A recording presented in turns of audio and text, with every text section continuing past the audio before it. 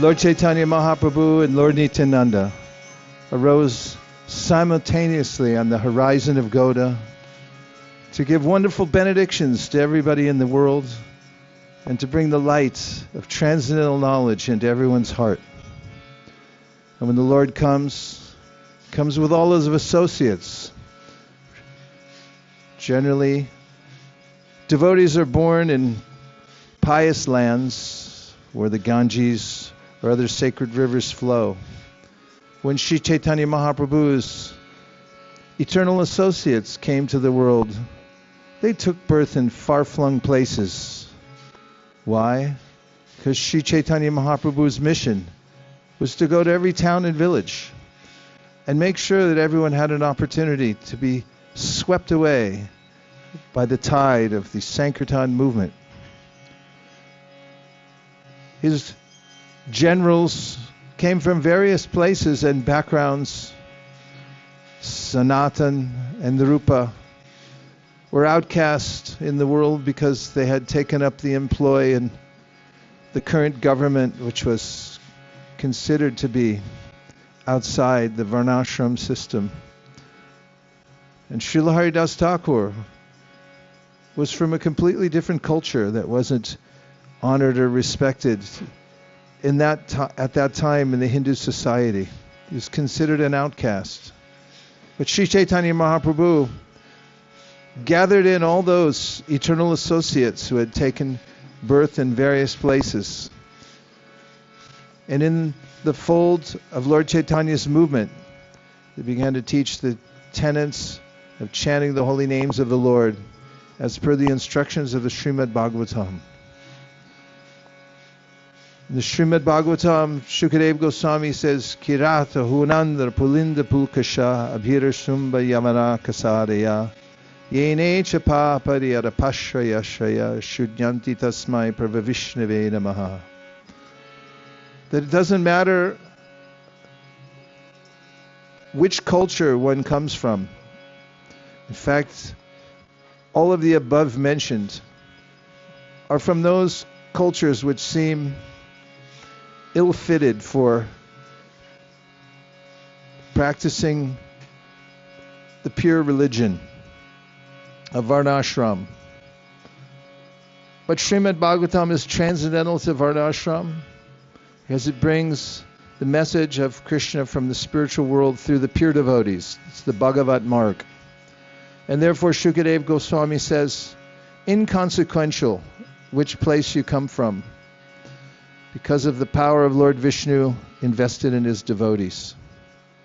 And one of the greatest devotees was Srila Haridas Thakur, who came here to be near Sri Chaitanya Mahaprabhu, and every day we'd chant 300,000 names of the Lord.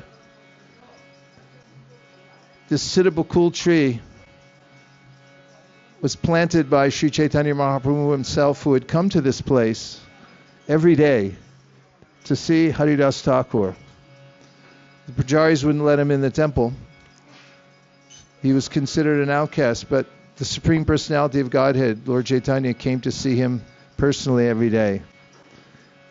And to provide shade for him to chant during the hot months, one day he brought a toothbrush from Lord Jagannath. If you've ever seen, it's a stick, the frayed end. It's offered to the Lord. In fact, in any elaborate puja offering, there's always a toothbrush offered to the Lord. And when Chaitanya Mahaprabhu came here that day, he planted it in the ground and it grew into the Siddha tree. There was a time when there was a great need for wood and people were out looking for the best trees to cut down. And the edict had already been given to cut down the Siddha tree because there was a lack of wood. And they needed it to build another Ratha Yatra cart. But the next day when the magistrates came here to do their duty, they found that the tree was hollow. Inexplicable that to this day, if you see the Siddha tree, it's flourishing, but it's hollow inside. By Lord Chaitanya Mahaprabhu's arrangement, as the story goes. So Srila Haridas Thakur's teachings were by his own example. As Sanatana Goswami said, you not only preach, but you also follow, and therefore you're the greatest devotee in the world. And in this song we just sang, Bhaktivinoda Thakur writes that the main purpose of life is to develop one's anurag for chanting the holy name, one's taste for chanting Hare Kṛṣṇa, Hare Kṛṣṇa, Kṛṣṇa Kṛṣṇa, Hare Hare, Hare Rāma, Hare Rāma, Rāma Rāma, Hare, increases as one goes on chanting and gives up any offenses, including blaspheming devotees or being neglectful of following the rules and regulations, or chanting with a sense of entitlement, etc. So Haridas Thakur gives great blessings to those who come here and sincerely pray that please let me chant the pure holy name of the Lord by sincerely remembering that Krishna and his name are non-different. I'm an eternal servant of Krishna.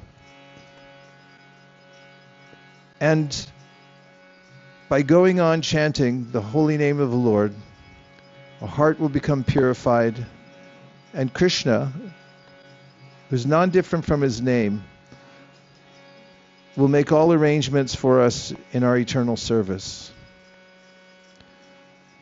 Sri Chaitanya Mahaprabhu wanted everybody in the world, no matter how lowly or in what part of the world they live, to be able to take to this process of chanting the holy name of the Lord.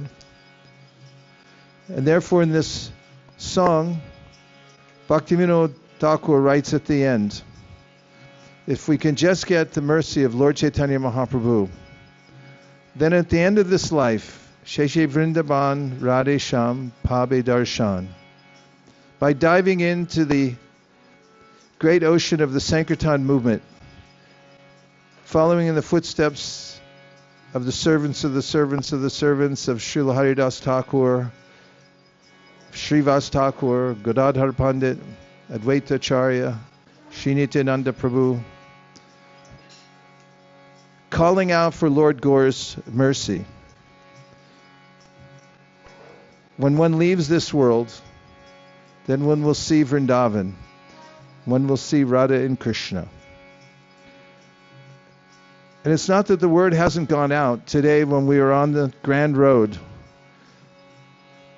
we accidentally offered a Bhagavad Gita for a discounted price. And about 5 minutes later, we had a lineup of people asking, I want a Bhagavad Gita at a discounted price also. Somehow it spread all the way down Grand Road that we were selling Bhagavad Gitas for way less than they usually are. And they kept coming back again and again. And in the same way, the Sankirtan movement is gradually spreading from one place to another, and people are finding out about the major discount available in Kali Yuga. Kalim sabha gyantyarya gunagya sarabhagina yatra sankirtanenaiva sarva swarto bilabhyate. That in this age of Kali Yuga, those who know what's what understand that by chanting the holy name, Hare Kṛṣṇa, Hare Kṛṣṇa, Kṛṣṇa Kṛṣṇa, Hare Hare, Hare Rāma, Hare Rāma, Rāma Rāma, Hare Hare, one can attain all perfection in life, not just this life, but also at the end, go back home, back to Godhead. So one after another, people are hearing about this. And late at night, when it's very quiet, there's no more horns honking. People have mostly gone home and gone to bed. If you listen very carefully, you can hear all over the world. When Prabhupada first came to America, he asked the Western devotees, of course that's all there was, Western devotees, to chant 64 rounds a day. And then he saw that they were struggling to do 64 rounds a day, so he gave as 32. And then he saw that that was difficult to do with the busy lifestyle and being new to sitting for a long time and chanting. He said 16. And he's written in the Upadeshamrita that although Srila Bhaktisiddhanta Saraswati Thakur said that unless you chant 64 rounds a day that you're patita, fallen, he said because we are following in his footsteps, chanting 16 rounds a day, and then using the balance of our time to spread the Krishna consciousness movement all over the world, that Srila Bhaktisiddhanta Saraswati Thakur would be satisfied.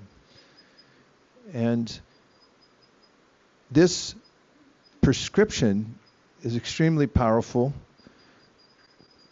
We can take from the example of the 6 Goswamis of Vrindavan, as Srinivasacharya had said, Sankhya Purvaka Nama Gana Natibi Kalava Sanikrito.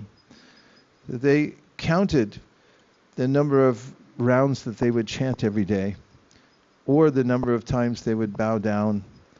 They counted everything, so that they would have what is called numerical strength. And in the Srimad Bhagavatam, the demigods praying to Lord Krishna within the womb have said, Swayam Bhujaksha Kilasatvadami Samadhina Veshiti Chetasaike Twat Pada Potena Mahatkritena Kuravanti Kovatsapadam-vibhavaḥ. And that is that the perfection of life is to fix one's mind, to be absorbed, samadhi, on Krishna. And they go on to say that the ways and means for doing that is to follow in the footsteps of the Mahat, or the great souls. Tvatpada potena mahatkritena. And when we find a great soul who has set the pace, and an acharya who is empowered and who gives a prescription, if we follow that prescription, then we will be successful. Prabhupada calls this the Acharya Sampradaya. And it's also known in the Bhagavad Gita, Krishna says, Acharya Upasanam. If you take the prescription given by the Acharya and you follow it carefully, then you'll have success.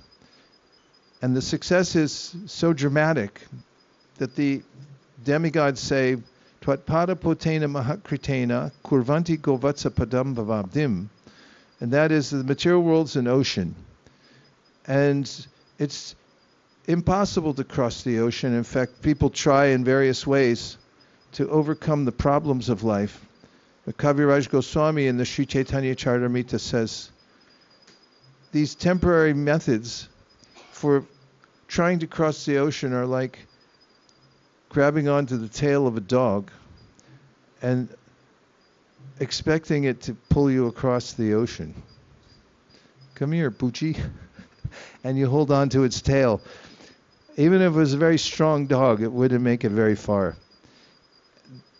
This is the ludicrous attempt to try to solve the problems of life by one's own imagination, or by the prescription of those who are not empowered by the Supreme Personality of Godhead. So Haridas Thakur was appointed the Namacharya. He showed the example that just by chanting the Hare Kṛṣṇa Maha Mantra, one could attain all perfection. And we have a clear prescription, which is to chant at least 16 rounds a day. And if one follows the prescription to the best of one's ability, then by the mercy of the Guru Parampara, the Mahatkritena, then one will achieve something that is unachievable in any other way in this world, which is to cross the ocean of material life and go back home, back to Godhead. We're fortunate to have acharyas who show that one can become fully absorbed in the process of Krishna consciousness. Haridas Thakur is famous among them. There were great intellectuals at the time of Haridas Thakur, and as I mentioned, there was an assembly of them where they were having a discussion about how to attain liberation. And they deferred to Haridas Thakur, who said just by chanting the holy name of the Lord, one attains liberation incidentally or concomitantly. It's not the main purpose of chanting Hare Kṛṣṇa. To achieve Krishna prema is the ultimate purpose of chanting Hare Kṛṣṇa.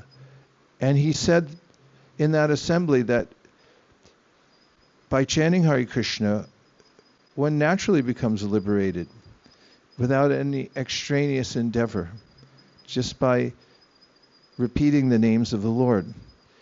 And this is also borne out in the Srimad Bhagavatam, a verse that I didn't mention this morning or the night before, from Devahuti says, Yam nama deha shravanadu kirtanat, yat pravanat yat smaradat api kuchit. Swado pisadya savanaya kolpate kudak padas tatra nudarshanat. I missed a word. This verse from Devahuti says that if someone is in a very lowly position, if you've ever felt lowly, as if it was very difficult to come out of the habit pattern that you're in, or to find an escape from the tyranny of the senses, then you can relate to this verse, because it says even if someone starts from the lowest position imaginable, but takes up the process of hearing and chanting, then such a person can become elevated to the highest position. What to speak of somebody who can see the Lord or comes to see the Lord face to face, which happens in due course of time by chanting the Hare Kṛṣṇa Maha Mantra. When Prabhupada first came to America, he started this process of public chanting of Hare Kṛṣṇa. And is anybody here that was walking in the earth at that time, or any recent time, remember the first time that you heard somebody chant Hare Kṛṣṇa, as in a Harinam Sankirtan party? You can remember? Why? Because you heard it from the womb, and then when he came out, and there was ching, ching, ching. Would somebody like to relate the first time you heard Hare Kṛṣṇa? The Hare Kṛṣṇa mantra? Vishnu Gada Prabhu. We'll give you a mic.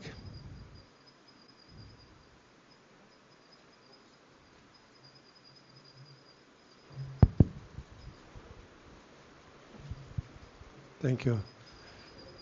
I was a freshman in college at Purdue University, and it was the spring of 1970.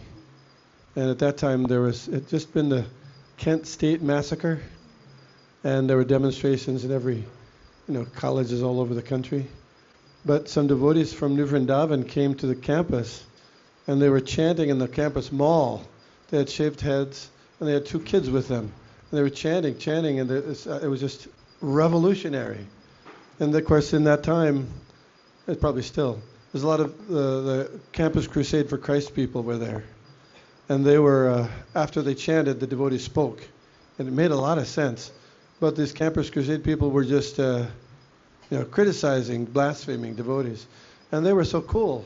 They just said, just chant Hare Kṛṣṇa, Prabhu. And it cut through all the nonsense. And it touched my heart. It did. I got a magazine, Back to God magazine, and Hare Kṛṣṇa. Lucky for us. Haribo. Yes. Ladini Prema at 11 o'clock. Well, 10 o'clock.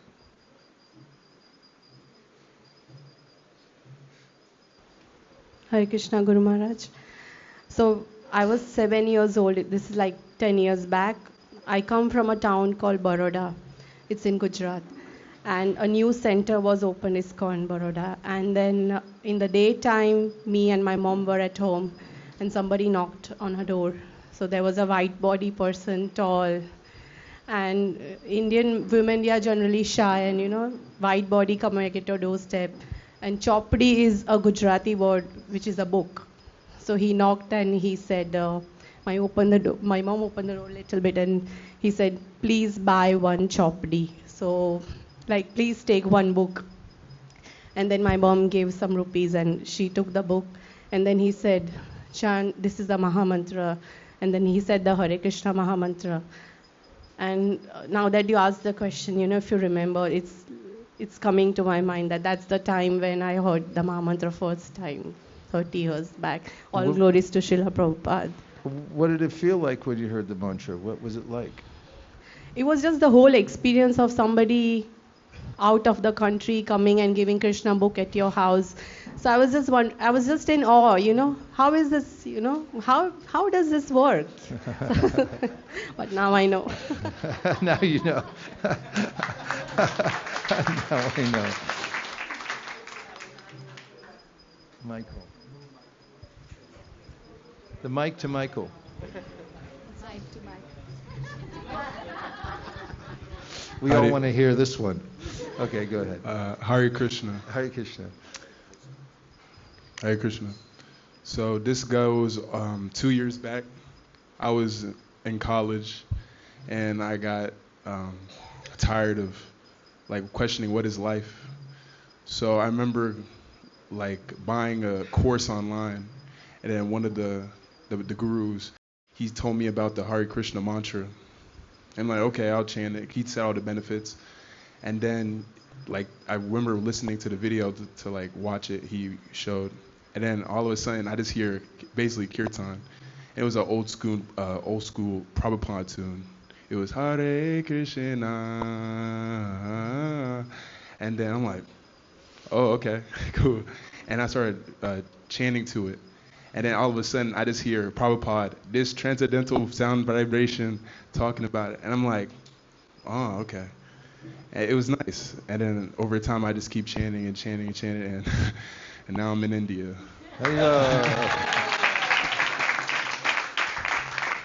Akarnath.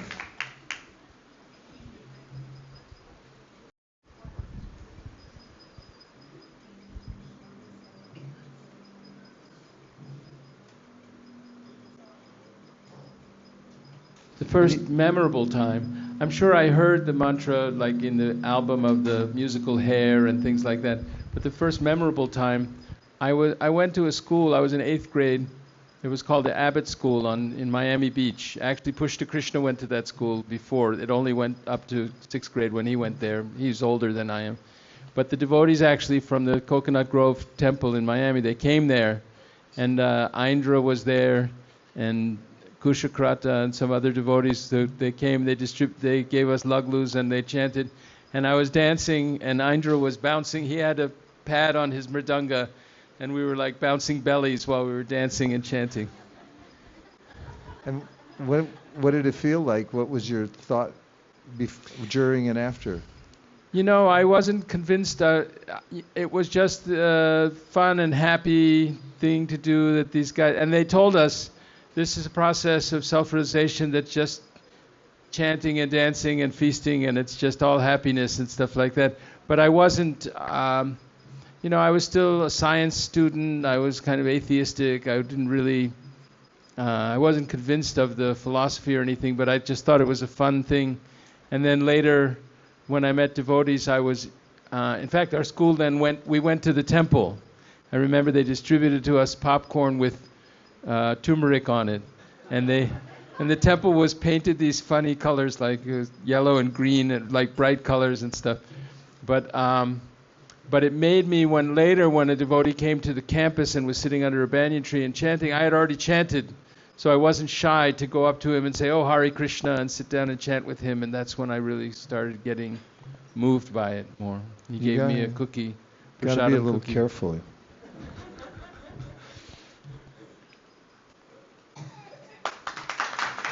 Couple more.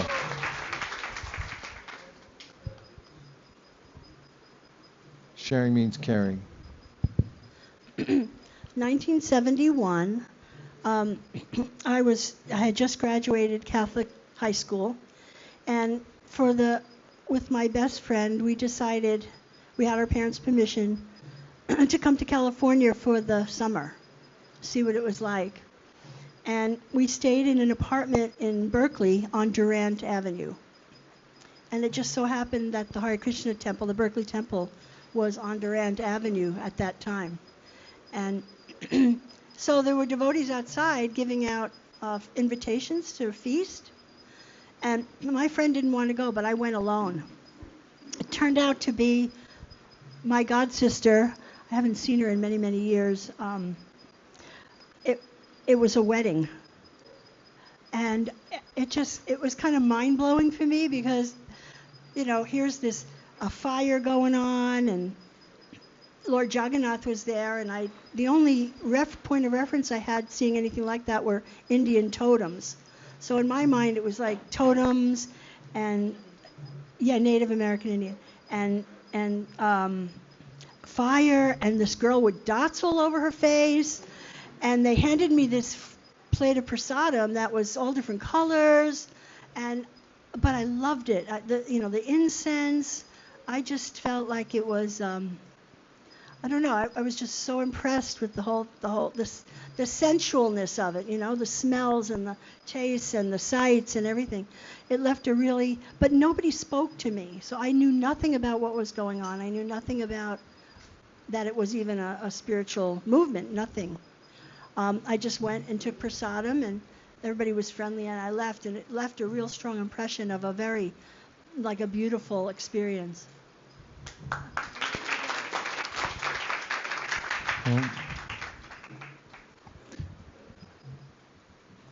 Rūpa Gosvāmī has written the ashtakam that we read this morning, and he starts off by talking about what the holy name is.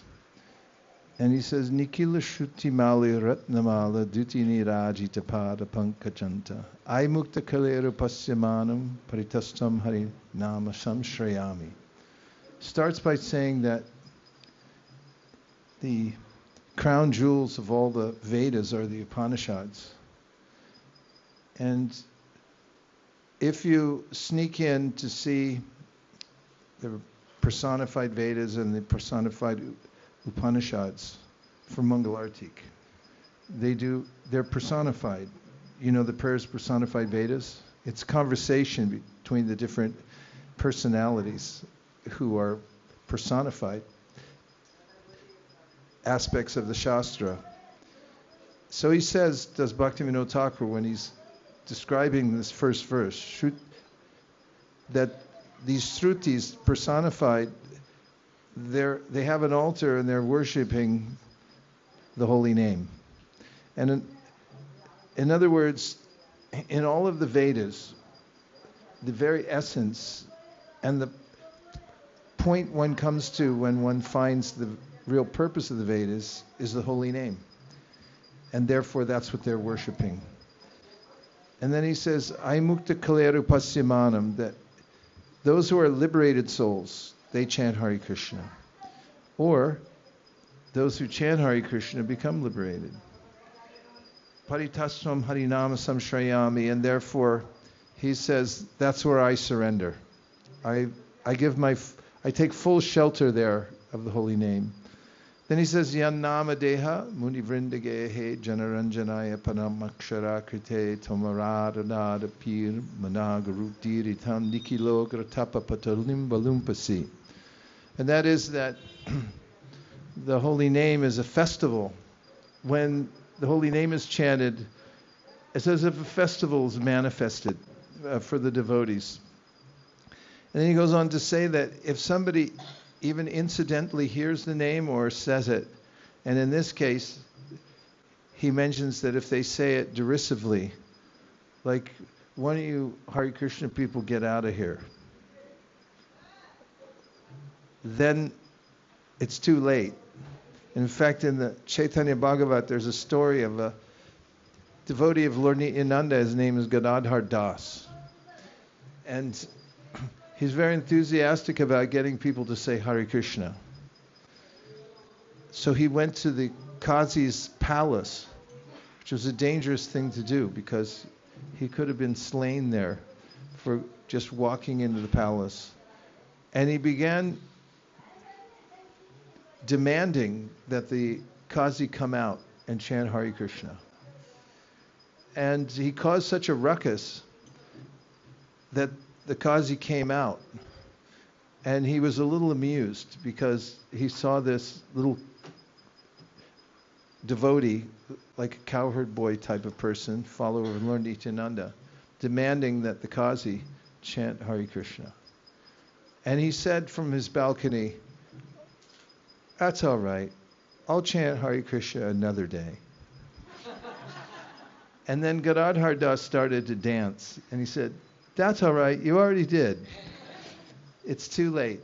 And that's the implication of Rūpa Gosvāmī's statement, that Tvamanag Garad Api Manag Udiritam Nikilo Gratapa Patalim Balumbasi, that even if one time somebody says Hare Kṛṣṇa, and as Prabhupada used to say, when we were in airports, he said, if people come and they see us and they say, "These rascal Hare Kṛṣṇas, they should go away." He said, they said Hare Kṛṣṇa. It's the same mood of the acharyas. Then he says, yad-ābhāso udyan kavalita-bhava-dhvānta-vibhavaḥ drisham tatvandanam api dishati bhakti pranayanim. That if somebody hears Hare Kṛṣṇa, Hare Kṛṣṇa, Krishna Kṛṣṇa, Hare Hare, Hare Rāma, Hare Rāma, Rāma Rāma, it really goes deep within. It's hard to shake it. In fact, there's a devotee in Japan. He's elderly now, but he had been drinking beer and he walked through the park and he heard the devotees chanting Hare Kṛṣṇa. And he got on the train and he rode for an hour and he couldn't get the mantra out of his head. So he got off at the next stop and got on a train and went back. And he jumped out and joined the Harinam party. I mean, the stories are legion. There's a devotee named Sudāma who dressed up as a Hare Kṛṣṇa in Hawaii for Halloween. And on a dare, his friends told him, "Why don't you go jump in with the Hare Kṛṣṇas, because they go out and chant on Halloween." And being a joker and a prankster, he jumped in. And then he took it a step further by getting in the van with them and going home and taking prasādam. And it was all fun and games, and it was to impress his friends. Then he found himself on the other side of the world. He was back in Boston going to school, and he became very depressed about his life. And then he met a devotee who had a book table, and he got a book. And then he remembered his experience with Hare Kṛṣṇa. So in the Caitanya-caritāmṛta, there's a description, the gopīs talk about Krishna as being very sticky. They say, be careful of him, because he's like mango sap. If you get mango sap in your hair, you just got to chop it off, because you're not going to get it out. It won't come out, mango sap. So they said Krishna is like mango sap. He gets in you and you can't get him off. And says yad-ābhāso udyan kavalita-bhava-dhvānta-vibhavaḥ. Even if somebody is in complete abject darkness and ignorance, if they hear Hare Kṛṣṇa, Hare Kṛṣṇa, Krishna Kṛṣṇa, then Rūpa Gosvāmī says that even that person in complete ignorance, they get a feeling for bhakti. It awakens in their heart, because the holy name goes in their ears, it dances in their heart, and it awakens their sense of bhakti. And then, of course, he goes on with many other verses which have important philosophical points, that if one chants Hare Kṛṣṇa, then when Krishna appears in the holy name, he destroys all of one's karma. He says, on the other hand, all other processes require that to make progress you have to suffer and enjoy all your karma, but Krishna just takes it all away. So this is seemingly a simple process, but we have support behind us. We have the Namacharya, Srila Haridas Thakur. We have the Shastra, and we have the Goswamis who have sorted it all out and shown us that this is provable through Shastra, that this is a real process. So normally we take some time here to make individual prayers. I recommend that if you take a moment or two to chant some japa here, if we have a few more minutes. Do we? Yes? No? There's nobody in charge, so we can do whatever we want. So let's just find a comfortable place. If you're comfortable where you are, chant a little japa.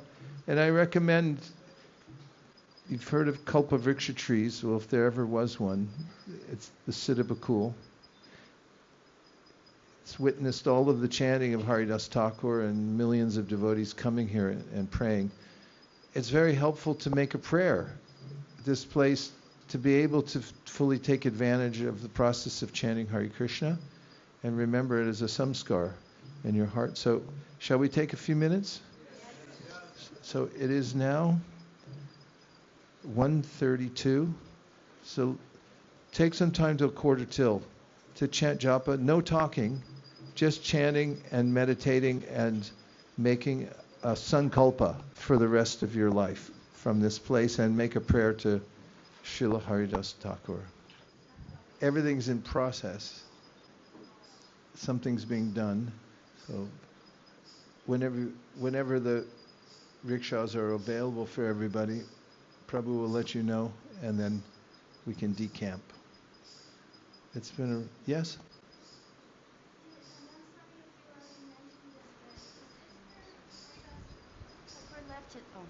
Is this where he left his body? Because I know his samadhi is elsewhere. Yes, his samadhi's down on the beach. There's another temple. This is where he sat and chanted. But he left his body in another place. His samadhi is on the beach. Lord Chaitanya Mahaprabhu entombed him there. He put him in samadhi himself in the sand. And so the temple's further down the beach than we are. So when did he move from this place down towards the beach? Well, I don't know if he moved down towards the beach or not, but that's where he was put in samadhi.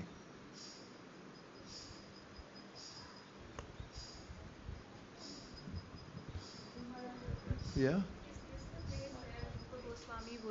Rūpa Gosvāmī would stay with Haridas Thakur? Yeah. There was a little hut here. Actually, with Sanatan Goswami. I don't know if Rūpa Gosvāmī also stayed with him, but Sanatan came here, and Chaitanya Mahaprabhu said that they should stay together. Yeah. Hare Kṛṣṇa.